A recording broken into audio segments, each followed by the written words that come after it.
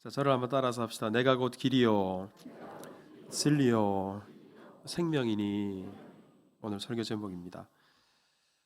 하나님의 말씀은 살아 있습니다. 생명력이 있고 활력이 있어서 이 말씀이 어떤 사람의 심령 속에 박히면 돌처럼 굳은 마음도 깨트리시고요, 절대로 변하지 않을 것 같은 사람도 변하여 새 사람 되게 합니다. 자, 그런데 우리가 하나님의 말씀이 우리를 변화시킨다고 할 때 성경 전체를 다 알아야, 성경 66권 전부를 다 이해해야 그 말씀이 우리를 변화시키는 게 아니에요. 단 한 구절의 말씀이라도 우리가 제대로 알고 그 말씀을 제대로 붙잡게 될 때 그 말씀은 살아있는 말씀이기 때문에 우리 속에서 놀라운 변화의 역사를 나타내는 겁니다. 어거스틴이라는 인물을 여러 차례 소개해드렸는데 이 사람이 얼마나 방탕하고 음란하게 살았는지, 이단에 빠지고 사생활을 낳고 그렇게 살았어요. 근데 어느 날 로마서 13장 13절 말씀이 가슴에 팍 박혔어요. 낮에와 같이 단정하게 행하고 방탕하거나 술 취하지 말며 음란하거나 호색하지 말고 다투거나 시기하지 말고 오직 예수 그리스도를 옷 입어라. 육신의 일을 도모하지 말아라. 자기에게 직접 주시는 하나님의 음성으로 들렸어요. 이 말씀 한 절이 박히니까 그 방탕하던 어거스틴이 자기의 삶을 청산하고 변화의 새 사람 되어서 교회 역사 가운데 위대하게 쓰임을 받습니다. 종교개혁가 루터가 그 단 한 사람이 무슨 힘이 있어서 능력이 있어서 거대한 캐톨릭과 맞서 싸워 종교개혁을 일으킬 수 있었겠어요? 로마서 1장 17절 말씀, 오직 의인은 믿음으로 말미암아 살리라. 이 말씀이 먼저는 루터를 변화시켰고, 그리고 이 말씀이 루터 속의 역사에서 담대한 믿음으로 종교개혁을 이루는 아주 힘있고 능력 있는 말씀이 된 것입니다. 조지 위필드를 잘 아실 거예요. 이 사람을 잘 몰라도 나는 녹수로 없어지기보다 달아 없어지는 인생이고 싶다, 이 말을 한 유명한 분이죠. 이분도 정말 불의 설교가라는 별명을 갖고 있었지만 늘 죄의식 때문에 침울하고 우울한 삶을 살았어요. 그랬던 그에게 하루는 로마서 8장 15절 말씀, 다시는 무서워하는 종의 영을 받지 아니하고 양자의 영, 즉 아들의 영을 받았으므로 우리가 아빠 아버지라 부르짖느니라. 이 말씀이 가슴에 콱 박혔어요. 이 말씀이 그 사람을 변화시킵니다. 그리고 정말 달아 없어지기까지 복음을 위해서, 하나님 말씀을 위해서, 주를 위해서 쓰임받는 불의 설교가가 되게 했던 겁니다. 이런 맥락에서 우리는 오늘 지난 수천 년 동안 수많은 사람들을 구원으로 이끈 유명한 말씀 한 구절을 읽었습니다. 내가 곧 길이요 진리요 생명이니 나로 말미암지 않고는 아버지께로 올 자가 없느니라. 그럼 이 짧은 성경 구절 하나가 얼마나 많은 사람들을 변화시켰는지 아십니까? 어디로 가야 할지, 어떻게 살아야 할지 몰라서 방황하는 그 인생들에게 구원의 길을 이 말씀이 제시를 했고요, 시대가 변하고 환경이 변해도 영원히 변하지 않는 진정한 진리, 참 진리를 이 말씀 속에서 깨닫게 되었고요, 결코 소멸하지 않는 영원한 생명을 이 말씀을 통해서 얻게 되었습니다. 때문에 우리가 성경 전체를 다 알면 좋겠지만 성경 전체를 다 알지 못한다 할지라도 오늘 우리가 함께 읽은 이 구절, 이 말씀의 의미를 제대로 깨닫고 이 말씀을 통해서 예수님을 믿으면, 이 말씀을 통해서 예수님을 만나면 그 사람은 구원받습니다. 이 귀한 말씀을 오늘 여러분들과 함께 나누게 되었습니다. 자, 그러면 먼저 예수님께서 내가 곧 길이다, 진리다, 생명이다 말씀하셨는데 각각의 의미가 뭘까요? 자, 저를 한번 따라서 합시다. 예수님은 길이십니다. 여기서 길이라고 할 때 무슨 길인가? 어디로 가는 길인가? 길이라는 게 목적지가 있잖아요. 방향이 있지 않습니까? 어느 날 예수님께서 제자들에게 뜬금없는 말씀을 하셨어요. 우리 오늘 6절을 읽었는데 2절에 보면 내 아버지 집에 거할 것이 많도다. 내가 너희를 위하여 거처를 예비하러 간다. 자, 이 두 부분을 연결시켜 보세요.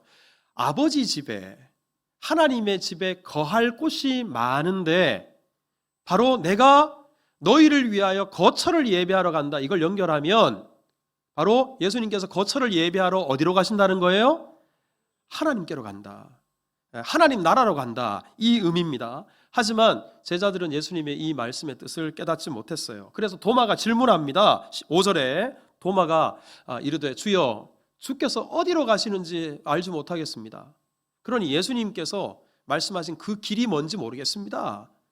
이 질문에 대한 대답으로 예수님께서 내가 곧 길이다 이렇게 대답을 하셨거든요. 그러니까 예수님께서 내가 곧 길이다라는 것은 어디로 가는 길이라는 말씀입니까? 하나님께로 가는 길이고 하나님 나라로 가는 길이 된다 말씀하셨습니다. 여러분, 우리 예수님은 다른 길이 아니고요, 우리로 하여금 하나님께로 나아갈 수 있는 길이 되고 우리로 하여금 천국 가는 길이 되고 하나님 나라의 백성 되는 길이시다. 이 사실을 먼저 기억하십시오. 자, 또 한 가지 저를 따라서 합시다. 예수님은 진리십니다. 여러분, 진리가 뭐라고 생각하십니까? 진리를 여러 가지로 설명할 수 있겠어요. 그런데 예수님께서 오늘 내가 진리다 말씀하셨으니까 예수님이 정의하시는 진리를 우리가 알아야 되지 않겠어요? 예수님은 요한복음 8장 32절에 이렇게 말씀하십니다. 진리를 알지니 진리가 너희를 자유롭게 하리라. 이 말씀을 예수님이 유대인들에게 하셨는데요, 우리식으로 좀 바꾸면 너희들 진리를 알아야 돼. 그래야 진리가 너희를 자유롭게 할 거야, 이 말씀이에요. 근데 이 말씀을 들으니까 유대인들이 뿔이 났어요. 예수님께 막 달려들어요. 왜 달려드냐 그러면 그 다음 절을 한번 보세요. 우리가 남의 종이 된 적이 없거늘, 즉 우리는 종이 아닌데 자유가 필요 없는 사람들인데 왜 우리로 하여금 자유를 얻게 한다, 뭐 이런 쓸데없는 말을 하냐. 예수님이 그렇게 말했어요. 자기들이 종이 아니라는 거예요. 자, 이런 유대인들에게 예수님이 말씀하십니다. 34절에 내가 진실로 너희에게 이르노니 죄를 범하는 자마다 죄의 종이다. 우리가 다른 종이 아니라 죄의 종이다. 그 죄가 우리를 사망으로 끌고 가고 우리를 멸망으로 끌고 가고 있다. 눈에 보이지 않는 죄의 종로로 타고 있다라는 겁니다. 그래서 그 다음 절 유명한 말씀 36절에 같이 읽겠습니다. 시작. 그러므로 아들이 너희를 자유롭게 하면 너희가 참으로 자유로우리라. 여기서 아들이 죄로부터 우리를 자유롭게 하신다. 그러면 우리가 진정한 자유를 얻게 된다. 죄로부터 노임을 얻게 된다. 사망으로부터 노임을 얻게 된다는 거예요. 그러니 이 말씀과 32절 말씀을 연결시키면 진리를 알지니 진리가 너희를 자유롭게 하리라. 이 진리가 누구세요? 예수님이죠.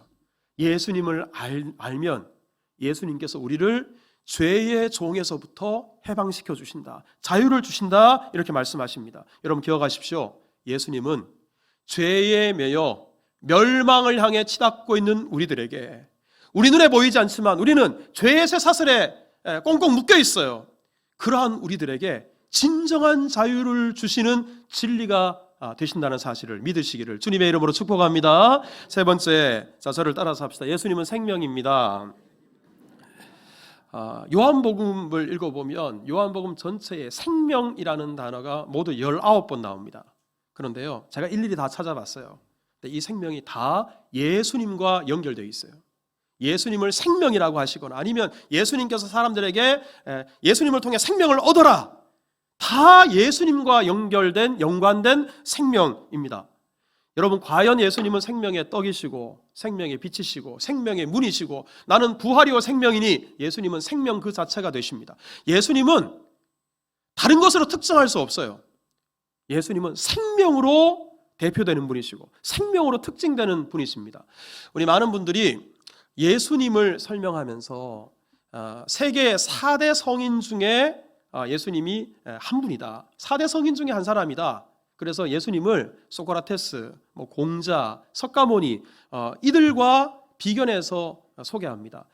그런데 여러분, 우리 예수님이 다른 성인으로 분류되는 사람들과 결정적인 차이가 하나가 있어요. 그게 뭘까요? 예수님에게는 생명이 있습니다. 중국의 산동성에 가면 공자의 무덤이 있어요. 공림이라고. 사진을 보시면 공림 입구입니다. 전각이 이렇게 있고요. 자, 입구를 통해서 들어가면 그 다음 사진 보세요. 이게 바로 공자의 묘예요. 이렇게 보면 그냥 소담한 작은 규모의 공자의 무덤이겠구나라고 생각할 수 있겠습니다만 이 공림이 차지하고 있는 면적이 200만 제곱미터예요. 그러니까 우리 평당 계산하면, 제 계산이 맞는지 모르겠습니다. 60만 평이 넘는, 60만 평이 어느 정도 되는 규모인지 아시겠어요? 이 공림이 들어서 있는 지역, 그 지역의 5분의 1이 넘는 엄청난 무덤이 마치 공원처럼 끝없이 펼쳐져 있어요. 근데 여러분, 이렇게 수천 년에 걸쳐서 공자의 무덤을 조성하고 그 대대적으로 아주 대단한 유적지를 만들어 놓았다 할지라도 이 공자의 무덤 안에는 공자의 죽은 시신만 누워 있을 뿐입니다. 공자에게는 생명이 없어요.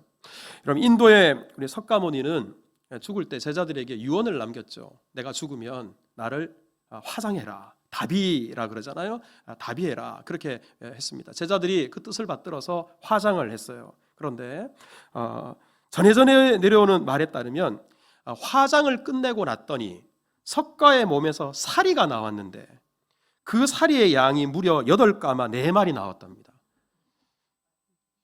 제가 사리가 작은 것이니까 다큐멘터리를 보면 석가모니가 말랐잖아요. 그 몸에서 8가마 4마리 나왔다는 것 참 믿어지지 않지만 그렇게 말을 하니까 그렇다고 치십시다. 그런데요, 이 사리가 다 작은 구슬처럼 이렇게 돼 있잖아요.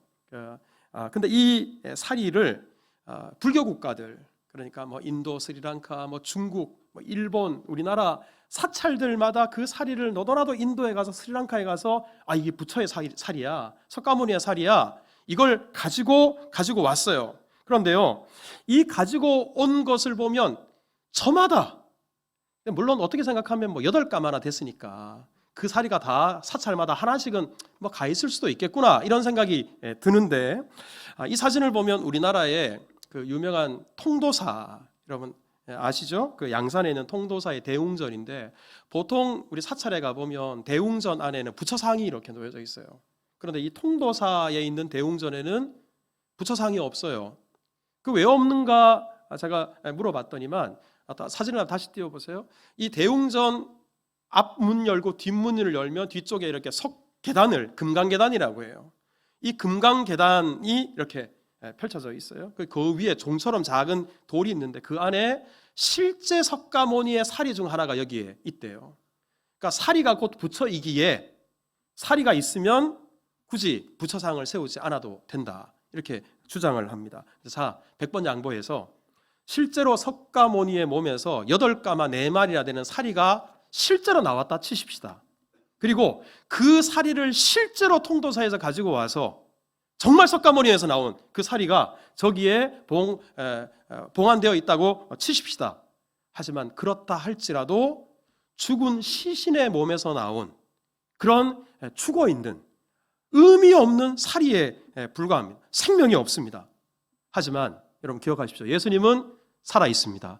로마서 8장 34절에 누가 정죄하리요? 죽으실 뿐 아니라 다시 살아나신 이는 그리스도 예수시니. 예수님은 살아계십니다.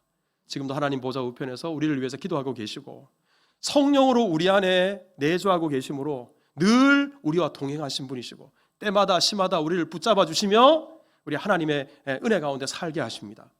예수님은 생명이시다. 이 사실을 우리가 잊어버리지 말아야 됩니다. 여러분, 이렇게 예수님은 길이시고 진리시고 생명이 되십니다. 그런데요, 여기에서 우리가 오늘 본문이 우리에게 주는 중요한 메시지 몇 가지를 놓치면 안 돼요. 예수님이 길이시다, 진리시다, 생명이시다, 이것만 아는 데서 그치면 안 돼요. 우리 먼저는 예수님이 우리의 길이 되시고 진리가 되시고 생명이 되시기 위해서 무엇을 하셨는가, 이게 중요해요. 자, 무엇을 하셨어요? 자, 저를 한번 따라서 합시다. 십자가를 지셨습니다. 여러분, 예수님께서 길과 진리가 생명이 되신다는 것은 십자가와 떼놓고는 설명이 안 돼요. 이건 무슨 말이냐 그러면, 오늘 예수님께서 요한복음 14장 6절 말씀, 이 말씀을 하실 때가 시점이 어떤 시점인가?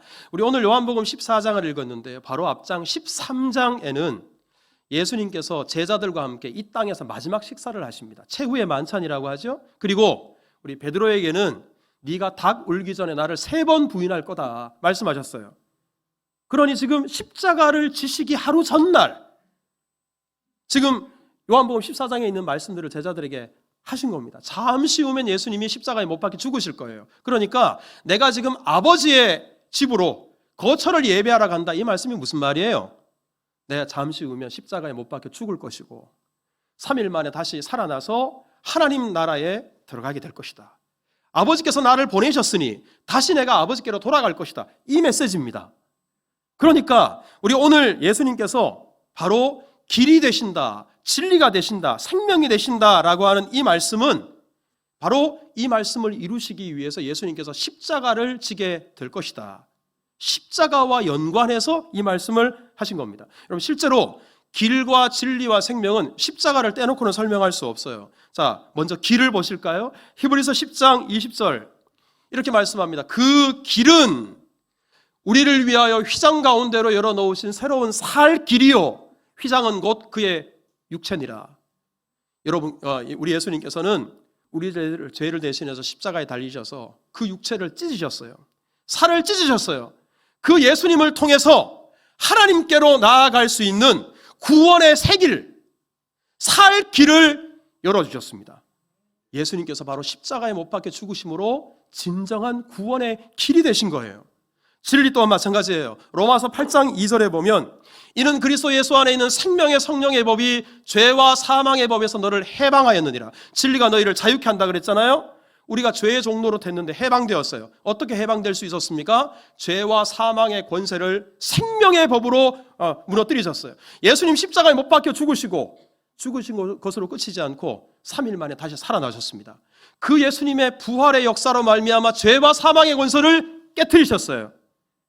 그러므로 말미암아 우리에게 생명을 주셨고 죄의 속박으로부터 우리를 해방시켜 주셨습니다. 진정한 죄로부터의 자유를 우리에게 허락해 주신 것입니다.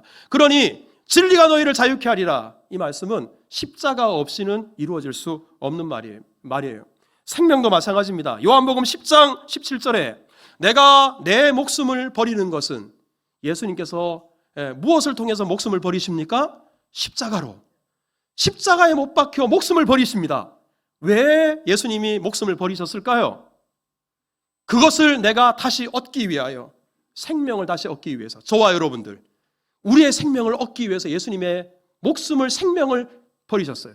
십자가를 통해서 우리를 얻고자 하셨습니다. 십자가를 통해서 우리에게 영원한 생명을 주시고자 하셨습니다. 그러기에 내가 생명이다, 이 말씀 또한 예수님의 십자가를 통해서만 우리에게 영원한 생명을 주실 수 있는 겁니다. 때문에 사랑하는 성도 여러분, 예수님께서 내가 길이다, 진리다, 생명이다 라는 이 말씀은 바로 내가 너희를 위해서 십자가에 못 박혀 죽을 것이다, 이 말씀과 똑같습니다. 그 십자가의 은혜로 말미암아 우리 앞에 구원의 새 길이 열렸고 진정한 자유를 주는 진리를 우리가 만나게 되었으며 영원한 생명을 얻게 되었음을 믿으실 수 있기를 주님의 이름으로 축복합니다. 자, 또 한 가지 포인트가 있습니다. 여기서 예수님이 내가 길이다, 진리다, 생명이다 라고 말씀하셨는데, 우리 이 말씀 또한 요즘 주일 오전 예배 시간에 제가 에고 에이미 말씀을 나누잖아요. 오늘 본문도 헬라어로 읽으면 에고 에이미 길, 그리고 진리, 그리고 생명, 이렇게 되어 있어요. 에고 에이미는 예수님만이 하실 수 있는 말씀이에요. 하나님의 아들만이 하실 수 있는 말씀입니다. 그러니까 내가 곧 길이다라는 말은 바꿔 말하면 나는 유일한 길이다, 나는 유일한 진리다, 나는 유일한 생명이다. 그래서 예수님 말씀하세요. 내가 곧 길이요 진리요 생명이니, 그 다음 부분을 보세요. 나로 말미암지 않고는 예수님 이외에 하나님 아버지께로 올 수 있는 사람이 아무도 없다. 예수님은 유일한 분이다, 하나밖에 없는 분이다. 이것을 이 말씀을 통해서 우리에게 분명히 천명하신 겁니다. 때문에 여러분, 오늘 말씀은 우리가 길이신 예수님을 통해서만 하나님께로 갈 수 있고, 진리이신 예수님을 통해서만 죄로부터 자유를 얻을 수 있으며, 생명이신 예수님을 통해서만 영원한 생명을 얻을 수 있다. 예수님 외에 하나님께로 가는 다른 길이 없고, 예수님 이외에 다른 진리가 없으며, 예수님 이외에 영원한 생명을 얻을 수 있는 다른 방법이 없다라고 분명히 선언하신 겁니다. 저를 따라서 합시다. 오직 예수님, 오직 예수님뿐입니다. 네. 여러분, 종교다원주의에 대해서 여러 차례 말씀을 드렸습니다만, 다원이 한자로 뭐예요? 마늘 다자. 원자가 무슨 원자라고요? 으뜸 원자예요. 으뜸이 많다, 근본이 많다. 바꿔 말하면 오늘 본문과 연관시켜서 길이 많다, 진리가 많다, 생명이 많다, 이 말이에요. 하지만 만고불변의 진리인 성경은 분명히 선언합니다. 다원이 아니다, 하나밖에 없다. 유일한 길이요 진리요 생명이 예수 그리스도 안에 있다, 우리에게 선언하십니다. 그 예수님, 오직 예수 붙들 수 있는 은혜가 우리 가운데 있기를 주님의 이름으로 축복합니다. 그럼 마지막으로 오늘 본문이 주는 포인트가 있습니다. 우리가 오늘 말씀을 통해서 예수님은 길이요 진리요 생명이라는 사실을 알았어요. 이것을 알았다면 우리가 어떻게 해야 될까? 오늘 본문이 14장 6절인데 요한복음 14장 1절이 이렇게 시작을 합니다. 자, 우리 같이 읽읍시다. 시작. 너희는 마음에 근심하지 말라. 하나님을 믿으니 또 나를 믿어라. 아는 것만으로는 안 돼요. 오늘 주일 테마 예배 때 구원파에 대해서 나누는데, 구원파는 영지주의의 그 뿌리를 두고 있어요. 깨달음이 구원이라 그래요. 하지만 깨닫는 것만으로 안 돼요. 아는 것만으로 안 돼요. 하나님을 믿으니 또 나를 믿어라. 예수님이 하나밖에 없는 길이요 진리요 생명이라는 사실을 믿고 예수님을 영접해야 됩니다. 거기에 구원이 있어요. 거기에 영원한 생명이 있습니다. 때문에 우리가 이 사실을 안다면 오늘 우리 찬양팀이 찬양을 하는데 첫 번째 찬양의 가사가 이래요. 내 안에 가장 귀한 것 예수를 알미라. 여러분 어떤 마음으로 그 찬양 부르셨는지 모르겠어요. 오늘 말씀의 의미를 알고 예수님을 믿는 사람은 내 안에 가장 귀한 분이 바로 예수님이고, 그 예수님을 알고 믿는 것, 이것보다 더 귀한 것 없습니다. 이 고백이 정말 마음속에서 터져나오는 고백이 될 거예요. 금보다 은보다 더 귀한 것 예수를 알미라. 예수님이 유일한 길과 진리와 생명이 되시기에 그 고백을 그냥 부를 수 없는 거예요. 주님 정말 그렇습니다. 주님, 세상 모든 것 다 잃어버려도 우리가 절대로 잃어버릴 수 없는 것 예수님입니다. 다른 것 다 놓칠지라도 절대로 놓쳐서는 안 되는 것 예수님뿐입니다. 예수님이 나에게 꼭 필요합니다. 예수님 없으면 안 됩니다. 여러분, 우리에게 이런 믿음이 있어야 돼요. 그런데 우리 코로나 3년을 거치면서 시대가 변하면서 점점 우리 성도들 마음속에 주님을 향한 이 갈망이 사라지고 있어요. 특별히 우리 다음 세대들 가운데 예수님이 필요합니다. 예수님 갈망합니다. 이런 마음들이, 이런 뜨거움이 점점 식어지고 있어요. 사라지고 있어요. 목회자로서 정말 가슴 아파요. 어떨 때는 절망스럽기조차 해요. 근데 제가 그런 마음으로 좀 낙심되어 있었는데, 제가 지난 1, 2, 3 특별새벽 기도에도 미국의 켄터키주의 윌모어라는 작은 도시, 거기에 에즈베리라는 대학교가 있어요. 그 대학교에서 놀라운 대각성 운동이 일어났어요. 부흥운동이 일어났어요. 그걸 소개해 드린 적이 있습니다. 간단하게 말씀드리면 이래요. 이것이 에즈베리 대학의 채플실이에요. 그 미션 스쿨입니다. 일반 대학이에요. 일반 대학에 있는 채플실인데 어느 날과 다를 바 없이 목사님 한 분이 오셔서 말씀을 전했어요. 그리고 우리 믿음을 고백합시다. 같이 기도합시다. 그렇게 말하고는 연문으로 나갔어요. 목사님은. 그 채플실에 한 20명 정도의 학생들이 그냥 앉아 있었어요. 수업이 시작되었는데도 이들이 기도하고 찬양하고 그리고 자기의 죄를 고백하고, 그러다 보니까 나중에는 학생들이 하나 둘, 나중에 교수들까지, 이 채플시 1,500명이 들어갈 수 있는데 이만큼 다 모였어요. 어떤 선교단체가 이 집회를 계획한 것도 아니고요, 유명한 목사가 이 전도 집회를 계획한 것도 아니에요. 그냥 젊은이들, 대학생들 수업 중에 늘 일상적으로 일어난 일이, 자연스럽게 일어난 일이에요. 놀라운 것은 이것이 2월 8일 날부터 시작됐는데 2월 23일까지 공식적인 발표가 그렇더군요. 무려 16일 동안 24시간 계속해서 누가 주도하는 주체가 측이 있는 것도 아닌데 학생들이 계속해서 기도하고 찬양하고 신앙을 고백하고 말씀을 나누고, 밖에서 이 소식을 들은 주변에 있는 학생들, 그리고 미국 전역에 있는 성도들, 전 세계에 있는, 요즘 SNS 시대잖아요. 이 영상을 보고 그 소식을 듣고 수많은 사람들이 몰려들었어요. 밖에 줄이 6,000명밖에 안 되는 작은 마을에 몇만 명이 줄을 서요. 그런데도 놀라운 현상은 여기에서 일어나는 이 부흥운동이 광란의 집회, 막 뛰고 난리, 이게 아니에요. 얼마나 질서정연한지, 마치 봄 햇살 같아요. 너무 따뜻한 은혜예요. 질서정연해요. 예의가 있어요. 하지만 간절함이 있어요. 갈급함이 있어요. 우리 학생들이, 이 젊은이들이 캠퍼스에 안에 채플실에 못 들어가니까 밖에 이렇게 다 무릎을 꿇고 예수님, 주님이 필요합니다. 그리고 또 이곳저곳에서 같이 모여서 뛰면서 찬양해요. 하나님 갈망합니다. 여러분, 우리의 영적인 상태를 한번 들여다보십시다. 일주일에 단 1시간 주일날 나와서 예배 드리는 것도 이런 일 저런 일 있으면 다음 주에 예배 드리지 뭐. 그리고 예배 시간에 나와서도 이 1시간을 얼마나 우리가 마치 고문받듯이 견뎌내잖아요. 의무감으로 숙제하는 것으로. 하지만 소망이 없다고, 생각했던 이 젊은이들, 미국이 우리나라와 비교하면 마약이나 향락 문화가 말을 할 수 없는 그런 사회예요. 그런 사회에서 누가 시킨 것도 아닌데 성령께서 임하시니까 이 학생들이 주님 필요합니다. 주님 필요합니다. 주님 필요합니다. 주님을 향해서 손을 내밀고 주님을 붙잡는 은혜가 있는 거예요.